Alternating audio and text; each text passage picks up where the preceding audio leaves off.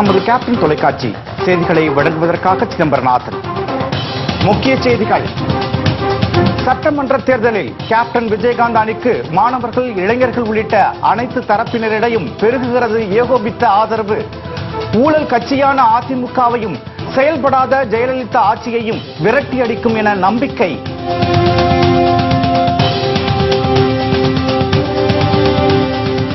நெல்லையில் இன்று தொடங்குகிறது தேமுதிகவின் தேர்தல் அறிக்கை விளக்க பொதுக்கூட்டம்.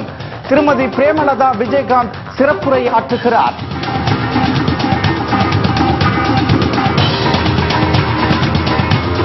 தேர்தலில் அதிமுகவிற்கும் கேப்டன் விஜயகாந்தின் அணிக்கும் இடையே போட்டி. வைகோ பேட்டி.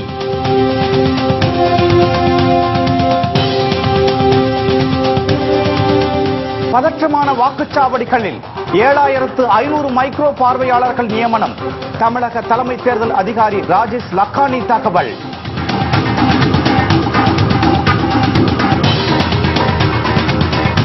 உறுதியற்ற தலைமை பண்பை வெளிப்படுத்தியுள்ளார் மெஹபூபா முஃப்தி உமர் அப்துல்லா விமர்சனம்.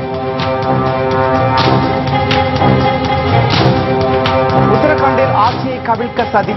ராம்தேவ் மீது காங்கிரஸ் குற்றச்சாட்டு.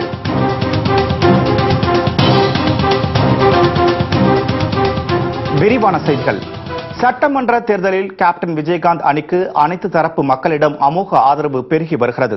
மாணவர்கள், இளைஞர்கள் மற்றும் இளம் வாக்காளர்களிடம் இந்த கூட்டணி ஏகோபித்த வரவேற்பை பெற்றுள்ளது.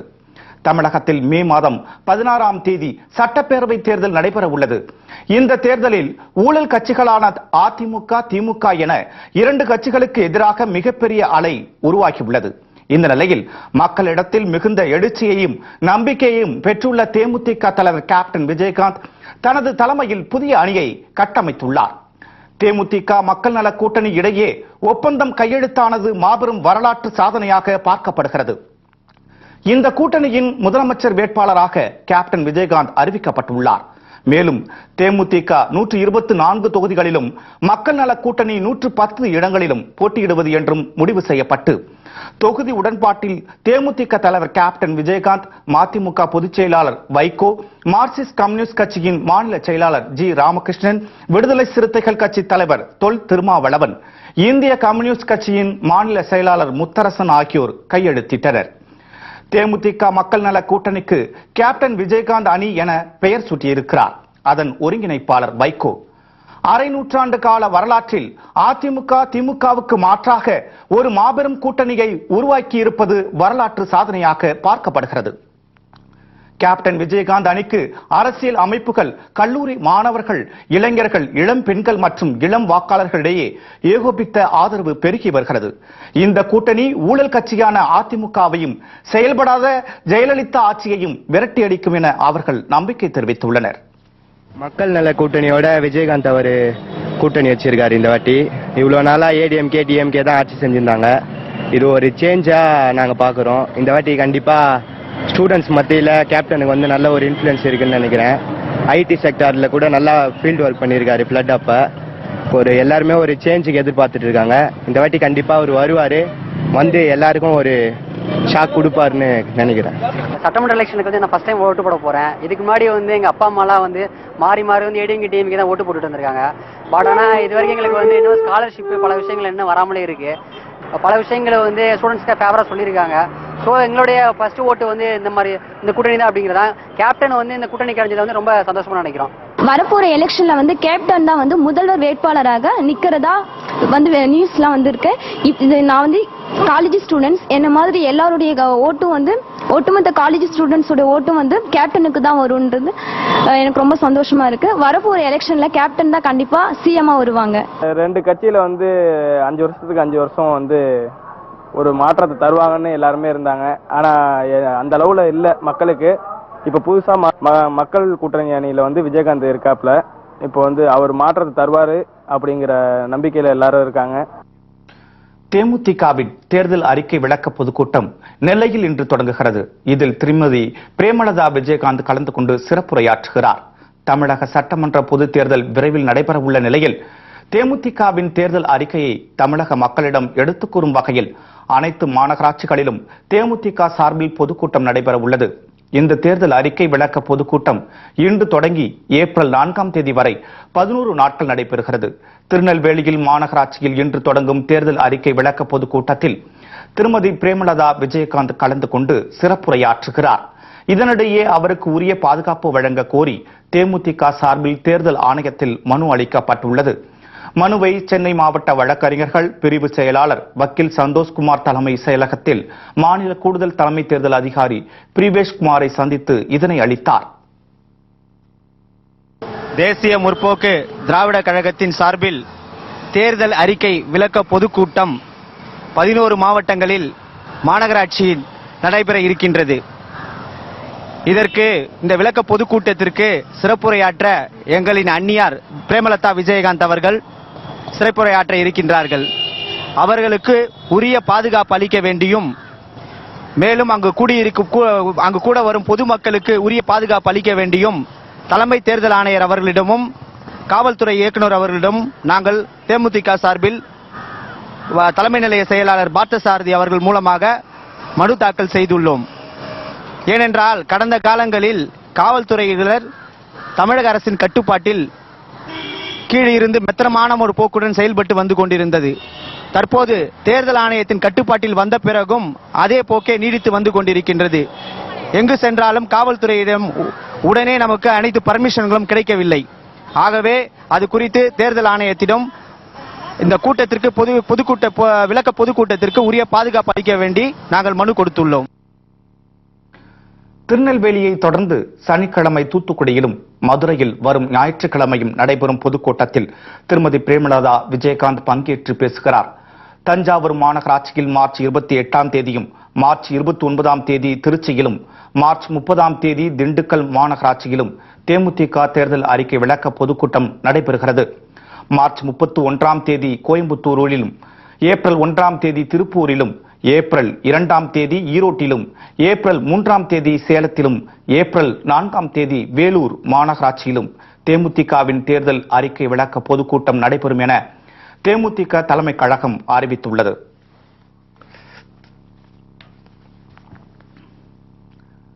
தமிழக சட்டசபை தேர்தலில் பதற்றமான வாக்குச்சாவடிகளில் 7500 மைக்ரோ பார்வையாளர்கள் நியமிக்கப்பட உள்ளதாக தலைமை தேர்தல் அதிகாரி ராஜேஷ் லக்கானி தெரிவித்துள்ளார். இதுகுறித்து செய்தியாளர்களிடம் பேசிய அவர், தமிழக சட்டமன்ற தேர்தலுக்காக தற்போது 65,616 வாக்குப்பதிவு மையங்கள் உள்ளதாகவும், அதிக வாக்காளர் உள்ள பகுதிகளில் கூடுதலாக 700 வாக்குப்பதிவு மையங்கள் அமைக்க தேர்தல் ஆணையம் திட்டமிட்டுள்ளதாகவும் தெரிவித்தார். அதேபோன்று பதற்றமான வாக்குப்பதிவு மையங்களில் பணியாற்ற மத்திய அரசு பணியில் உள்ள 7500 மைக்ரோ பார்வையாளர்கள் நியமிக்கப்படுவார்கள் என்றும் லக்கானி அப்போது கூறியுள்ளார். ஒவ்வொரு தொகுதிக்கும் தேர்தல் செலவின் பணியாளர்கள் நியமிக்கப்பட்டுள்ளதாக தெரிவித்த ராஜேஷ் லக்கானி, அவர்களின் விவரங்கள் விரைவில் வெளியிடப்படும் என்றார். ஜம்மு காஷ்மீரில் அரசு அமைப்பது தொடர்பான நடவடிக்கைகளில் உறுதியற்ற தலைமை பண்பை மெஹபூபா முப்தி வெளிப்படுத்தியுள்ளார் என்று அம்மாநில முன்னாள் முதல்வர் உமர் அப்துல்லா குற்றம் சாட்டியுள்ளார்.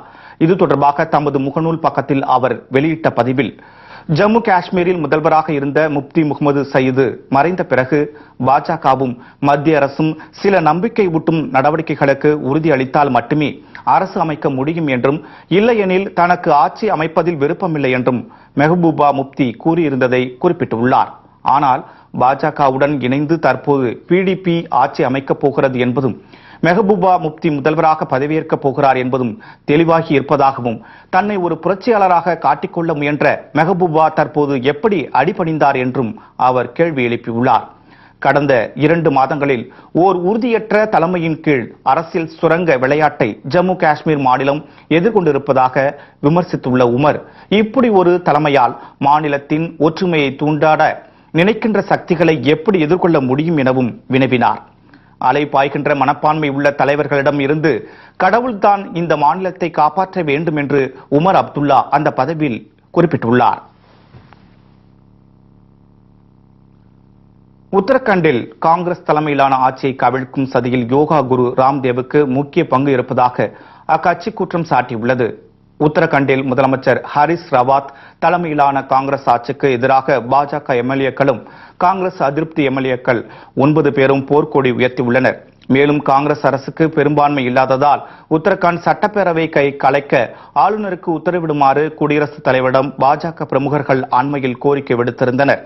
இந்நிலையில் உத்தரகாண்டில் காங்கிரஸ் ஆட்சியை கவிழ்க்க பாஜக தலைமையுடன் இணைந்து யோகா குரு ராம்தேவ் சதித்திட்டம் தீட்டி வருவதாக மாநில காங்கிரஸ் கமிட்டி தலைவர் கிஷோர் உபாத்யாயா குற்றம் சாட்டியுள்ளார்.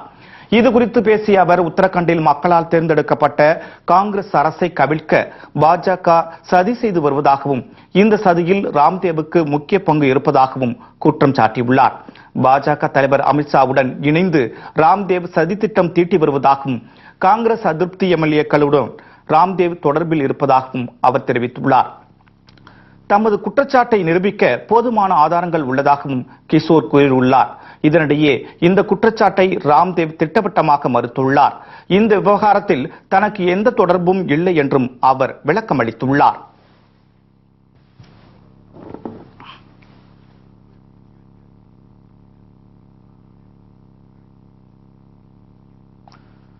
கடல் காற்று தெற்கு திசையில் வீச தொடங்கியுள்ளதால் தமிழகத்தில் வெயிலின் தாக்கம் குறையும் என சென்னை வானிலை ஆய்வு மையம் தெரிவித்துள்ளது.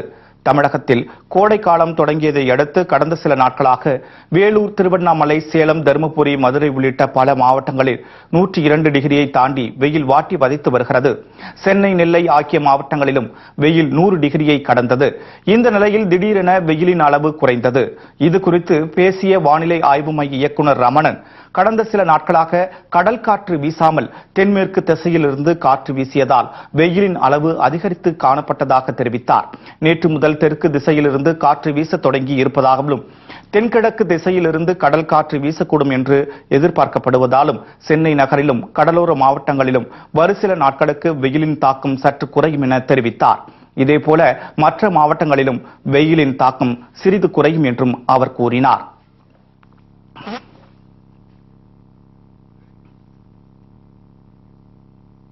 தேமுதிக தலைவர் கேப்டன் விஜயகாந்த் முதலமைச்சராக வேட்பாளராக அறிவிக்கப்பட்டதை அடுத்து தமிழகம் முழுவதும் தேமுதிக தொண்டர்கள் பட்டாசு வெடித்தும் இனிப்புகள் வழங்கியும் உற்சாகமாக கொண்டாடி வருகின்றனர். தேமுதிக மக்கள் நல கூட்டணி இடையே தொகுதி உடன்பாடு ஏற்பட்டதற்கு வரவேற்பு தெரிவித்து தமிழகம் முழுவதும் தொண்டர்கள் இனிப்புகள் வழங்கியும் பட்டாசு வெடித்தும் மகிழ்ச்சியை வெளிப்படுத்தி வருகின்றனர். அதன் ஒரு பகுதியாக கரூர் மாவட்டம் பள்ளப்பட்டியில் இனிப்புகள் வழங்கியும் பட்டாசு வெடித்தும் தொண்டர்கள் மகிழ்ச்சியை வெளிப்படுத்தினர்.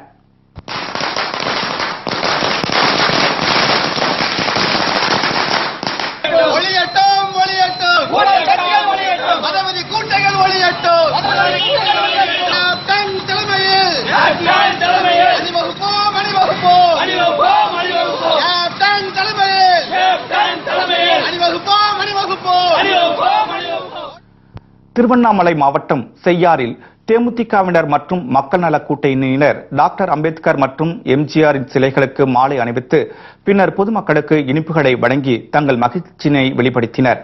இதனிடையே விழுப்புரத்தில் தேமுதிக நிர்வாகிகளின் ஆலோசனை கூட்டம் மாவட்ட கழக செயலாளரும் சட்டமன்ற உறுப்பினருமான எல் வெங்கடேசன் தலைமையில் நடைபெற்றது. அப்போது பேசிய அவர் தமிழகத்தில் ஊழல் கட்சிகளை அகற்ற கூட்டணி கட்சியினருடன் இணைந்து தேமுதிகவினர் தேர்தல் பணியாற்ற வேண்டும் என கேட்டுக் கொண்டார்.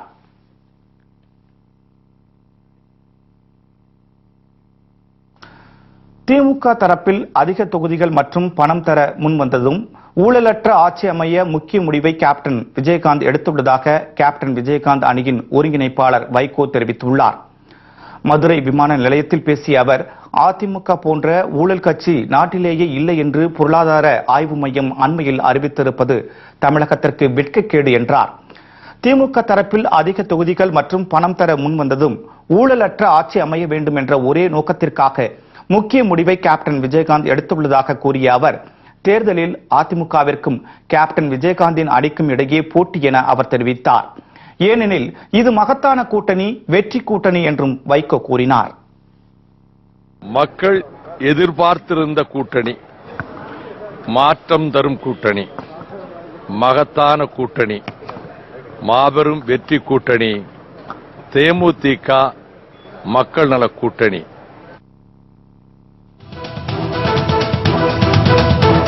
நகைக்காக விபச்சார அழகியை கொலை செய்த வழக்கில் 2 இளைஞர்களுக்கு ஆயுள் தண்டனை.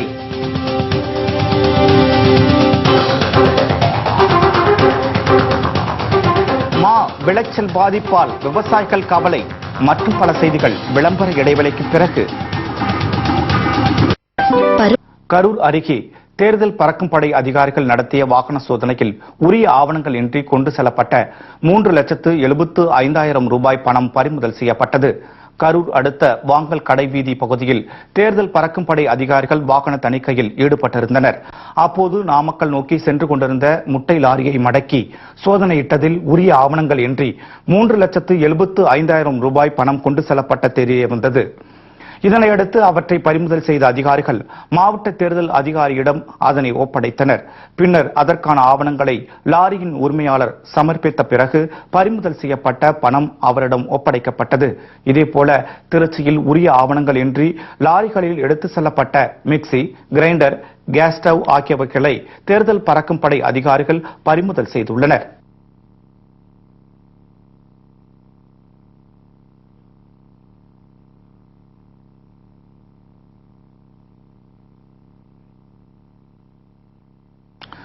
விபச்சார அழகியை கொலை செய்து நகைகளை கொள்ளையடித்த வழக்கில் 2 இளைஞர்களுக்கு ஆயுள் தண்டனை வழங்கி சேலம் நீதிமன்றம் பரபரப்பு தீர்ப்பளித்துள்ளது.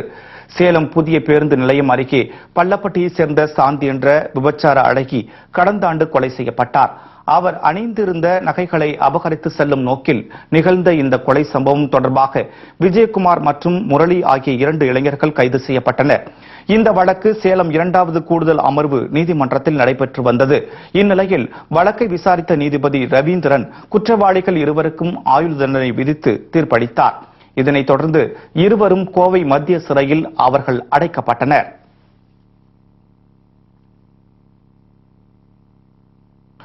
தருமபுரி மாவட்டத்தில் போதிய பருவமழை இல்லாததாலும் நோய் தாக்கத்தாலும் மா விளைச்சல் கடுமையாக பாதிக்கப்பட்டுள்ளதால் விவசாயிகள் வேதனை அடைந்துள்ளனர்.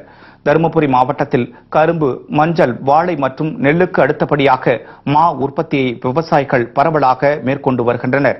குறிப்பாக பாலக்கோடு, மாரண்டள்ளி, சீரியம்பட்டி, காரிமங்கலம், அனுமந்தபுரம் போன்ற பகுதிகளில் சுமார் 15,000 ஹெக்டேர் பரப்பளவில் செந்தூரம், காதர், நீளம், மல்கோவா, பீட்டர் ஆகிய ரகங்களை விவசாயிகள் உற்பத்தி செய்து வருகின்றனர். இந்நிலையில் கடந்த வடகிழக்கு பருவமழை ஓரளவு பெய்ததை அடுத்து பட்டுப்போன மாமரங்கள் துளிர்விட ஆரம்பித்தது. இதனையடுத்து விவசாயிகள் பணிகளை மேற்கொண்ட நிலையில் தற்போது இலை சுருட்டியான் என்னும் நோய் தாக்கப்பட்டு மாமரங்கள் அழிந்து வருகின்றன. இதனால் விவசாயிகள் பெரும் கவலை அடைந்துள்ளனர். பனிக்கு நல்லா பூ வந்துச்சுங்க. இப்போ அந்த வெயில் ஸ்டார்ட் ஆன உடனே எல்லாம் பூ பூரா கீழே விழுந்து பிஞ்சு விழுந்துருச்சுங்க. எவ்வளோ தண்ணி விலைக்கு வாங்கி ஊற்றியும் என்ன பண்ணாலும் ஒன்றும் காப்பாற்ற முடியலைங்க பிஞ்சு. அதனால இந்த ஏரியாவில் இந்த தூள்செட்டி ஏரி தண்ணி இது தென்பெண்ணை தண்ணி திருப்புறன்னு சொன்னாங்க. இது வரைக்கும் கவர்மெண்ட் எந்த நடவடிக்கை எடுக்கல. விவசாயிகள் பூரா ரொம்ப நொந்து போய் கிடக்குறாங்க. ஏரிகள்லாம் வறண்டு போய் கிடக்குது. அதனால விவசாயிகள் ரொம்ப மோசமான நிலைமையில இருக்கிறோம். கடன் வாங்கின கடத்தை திருப்பி கொடுக்க முடியல. 2 மாதங்களில் மா அறுவடை பணி துவங்க உள்ள நிலையில் நோய் தாக்கத்தின் காரணத்தாலும் மழை இல்லாததாலும் மாங்காயின் தரம் குறைவதோடு நல்ல விலை கிடைக்குமா என்ற கேள்வியும் விவசாயிகள் மத்தியில் எழுந்துள்ளது.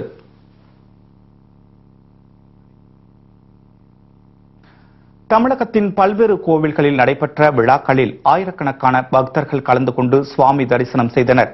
பூலோக வைகுண்டம் என போற்றப்படும் ஸ்ரீரங்கம் நம்பெருமாள் கோவிலில் பங்குனி தேரோட்ட விழா கடந்த 15ஆம் தேதி தொடங்கி நடைபெற்று வருகிறது. இவ்விழாவின் முக்கிய நிகழ்வான தேரோட்டத்தை முன்னிட்டு தாயார் சன்னதியிலிருந்து புறப்பட்டு நம்பெருமாள் அலங்கரிக்கப்பட்ட திருத்தேரில் எழுந்தருளினார். இதனைத் தொடர்ந்து ரங்கா ரங்கா என்ற முழக்கங்கள் விண்ணை முட்ட ஏராளமான பக்தர்கள் திருத்தேரை வடம் பிடித்து இழுத்தனர்.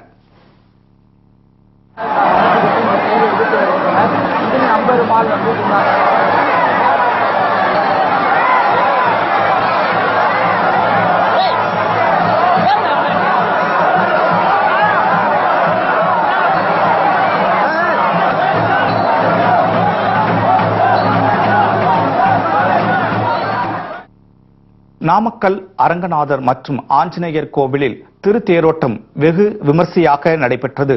இதில் ஆயிரக்கணக்கான பக்தர்கள் கலந்து கொண்டு சுவாமி தரிசனம் செய்தனர்.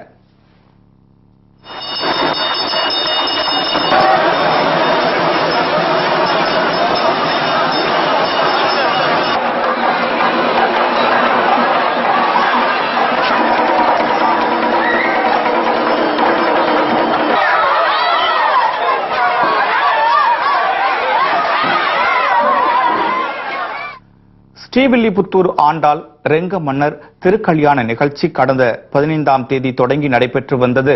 விழாவை ஒட்டி சுவாமிகளுக்கு சிறப்பு பூஜைகள் மற்றும் ஆராதனைகள் நடைபெற்றது. இதனிடையே வால்பாறை ஸ்ரீ சுப்பிரமணிய சுவாமி கோவிலில் பங்குனி உத்திர திருவிழாவை முன்னிட்டு பிரம்மாண்ட காவடி ஊர்வலம் நடைபெற்றது. இதில் ஆயிரக்கணக்கானோர் பங்கேற்று சுவாமி தரிசனம் செய்தனர்.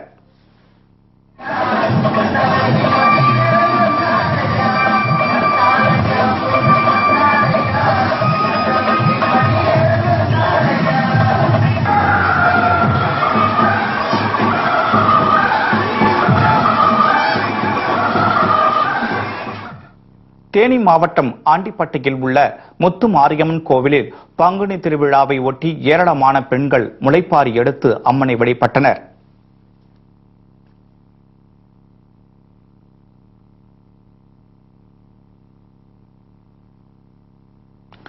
வாணியம்பாடி அருகே வீட்டின் பூட்டை உடைத்து 6 சவரன் நகைகள் கொள்ளையடிக்கப்பட்ட சம்பவம் பரபரப்பை ஏற்படுத்தியுள்ளது. வேலூர் மாவட்டம் வாணியம்பாடி அடுத்த கரிமாபாத் பகுதியில் வசித்து வருபவர் ஹாகிரா. இவர் திருப்பூரில் பணிபுரிந்து வருவதால் வாரத்திற்கு ஒருமுறை மட்டுமே தமது வீட்டிற்கு வந்து செல்வது வழக்கம். இந்நிலையில் ஹாஜிராவின் வீட்டிற்குள் புகுந்த மர்ம நபர்கள் பீரோவை உடைத்து அதிலிருந்த 6 சவரன் நகைகள் மற்றும் 25,000 ரூபாய் பணத்தை கொள்ளையடித்து சென்றுள்ளனர். ஹாஜிரா வீட்டு அவங்க இல்ல, ஊர்ல இல்ல, திருப்பூர்ல வேலை செய்யறாங்க. அந்த சமயத்துல பூட்டை ஒடிச்சு 6 சவரன் நகை, 25,000 ரூபாய் கேஷ் பணம், ஒரு கால் செயின் பூட்டு ஒன்றிச்சு இருந்துச்சு. அதனால ஊர்காலங்க எல்லாம் சொல்லும் போது அவங்களுக்கு திருப்பூருக்கு தகவல் சொல்லிக்கிறாங்க. தகவல் சொல்லிட்டு அப்புறமா தான் டிபார்ட்மெண்ட் தகவல் சொல்லிக்கிறோம். இது குறித்து ஹாஜிராவின் உறவினர்கள் அளித்த புகாரின் பேரில் வழக்கு பதிவு செய்த போலீசார் மர்ம நபர்கள் குறித்து தீவிர விசாரணை மேற்கொண்டு வருகின்றனர்.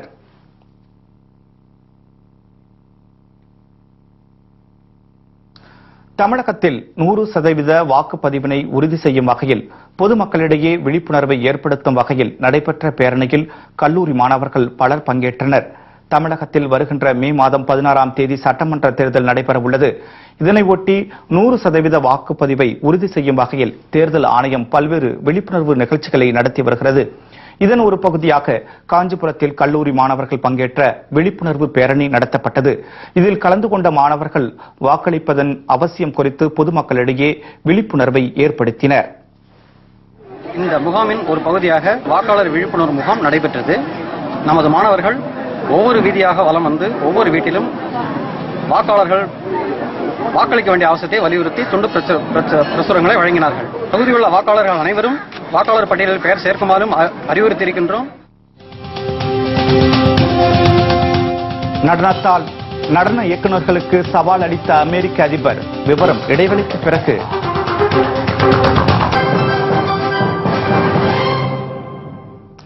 செய்திகள் தொடர்கின்றன. அர்ஜென்டினாவில் அளிக்கப்பட்ட விருந்து நிகழ்ச்சியில் கலந்து கொண்ட அமெரிக்க அதிபர் ஒபாமா நடனமாடி பார்வையாளர்களை அசத்தினார். அந்நாட்டின் தலைநகர் பியூனஸ் அயர்ஸில் உள்ள கலாச்சார மையத்திலிருந்து விருந்து நிகழ்ச்சி நடைபெற்றது. அதில் அந்நாட்டின் பாரம்பரிய நடனத்தை கலைஞர்கள் அரங்கேற்றினர். அப்போது டாங்கோ நடன கலைஞர்களின் அழைப்பை ஏற்று அதிபர் ஒபாமாவும் நடனமாடி பார்வையாளர்களை அசத்தினார்.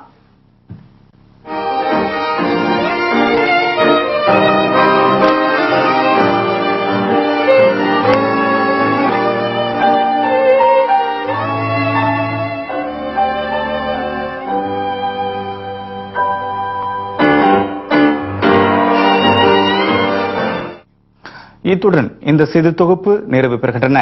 மீண்டும் செய்திகள் பிற்பகல் 1 மணிக்கு. உண்மை செய்திகளை உள்ளது உள்ளபடி உடனுக்குடன் தெரிந்து கொள்ள நமது கேப்டன் நியூஸ் தொலைக்காட்சியை தொடர்ந்து பாருங்கள். வணக்கம்.